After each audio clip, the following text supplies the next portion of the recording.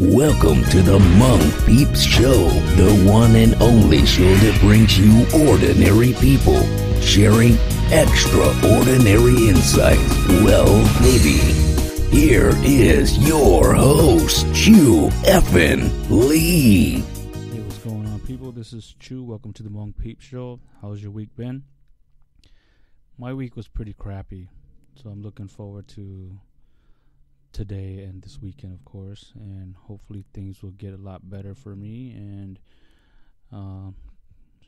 just crossing my fingers that new opportunities will come to me very soon here. I'm gonna use the law of attraction and we'll see what happens.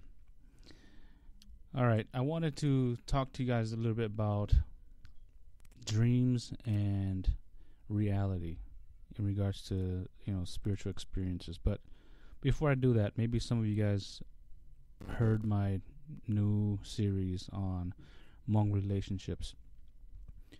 And I thought about it back and forth, whether I should or how I should share those series. And I think relationships and spirituality kind of go together. So when I do a show for that series that has to do with relationships, if I feel that it might be beneficial to this group, the empowerment for spiritually Hmong gifted peeps page, then I will post the video on here as well.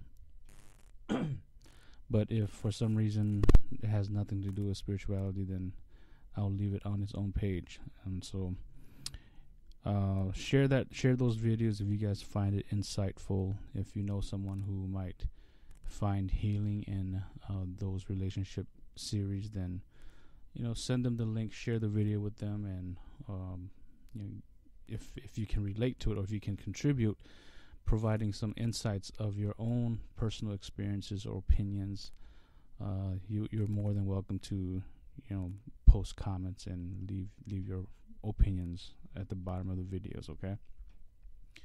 All right, so back to the topic of dreams and reality in regards to spiritual experiences. So last night I had a very, very strange dream. I knew it was a dream, but I'll share with you guys what happened. So I dreamt that I got attacked, machuana, right? And I remember sleeping, and then all of a sudden the presence in my room changed, and then the blankets got lifted off. But when I felt this change in energy in my room, I was actually dreaming it, and I wasn't aware of it at the time. So I was basically having a nightmare. And when the sheets came off, the room was totally dark, but I knew that there was an entity to the left side of my bed. And I couldn't really move. I was screaming, kicking, calling my wife's name, but she couldn't hear me. And the thought came to my mind, which was, go get that entity. So as soon as I had that thought, I was able to get up and grab the entity, and I threw the entity out the window. And it was a spiritual entity, so the windows didn't break. I just saw that the entity went right outside of my house. And then when I got back into bed, the whole paralysis thing continued. And I was screaming, yelling, back and forth. Looked over at my wife. She was sleeping, and I could tell that she was still sleeping because, I can see her body shifting, but she couldn't hear me. And I got really scared.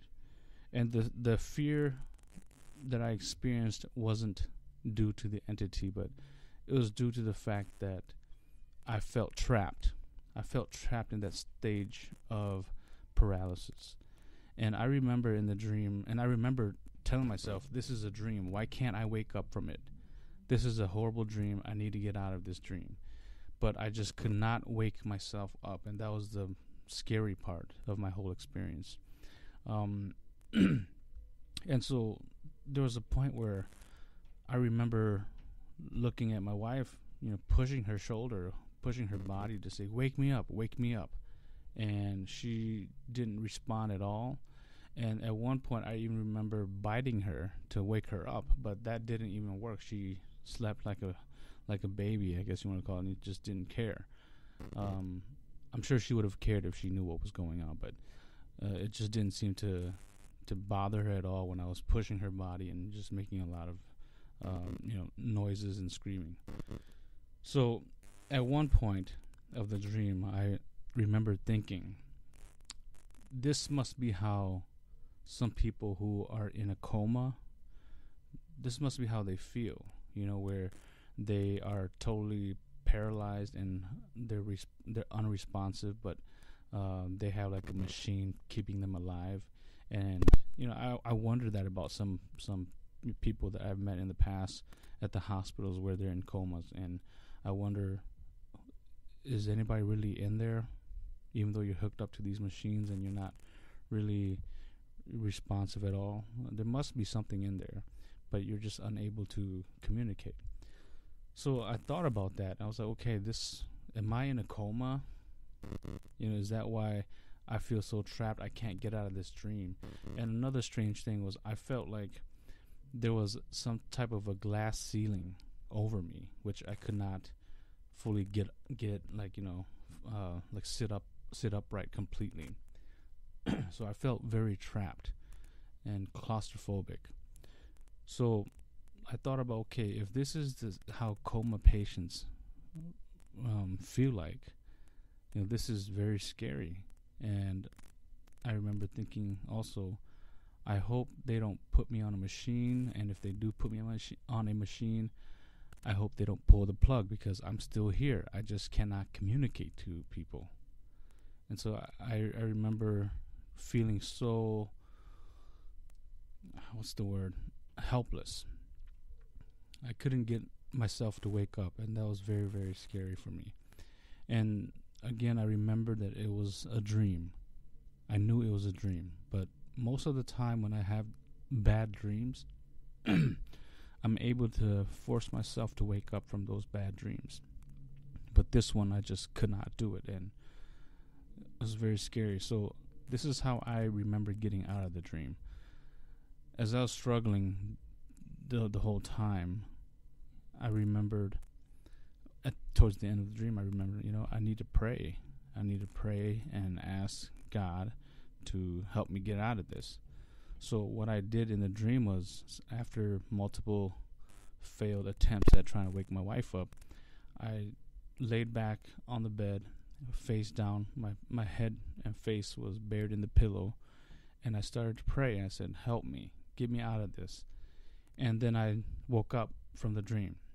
So the lesson in that piece that I just shared with you right now is, your faith, your foundation of faith. I don't know what could have happened or how long this dream would have went on if I did not pray for protection and help from my source. So if you guys have these experiences next time,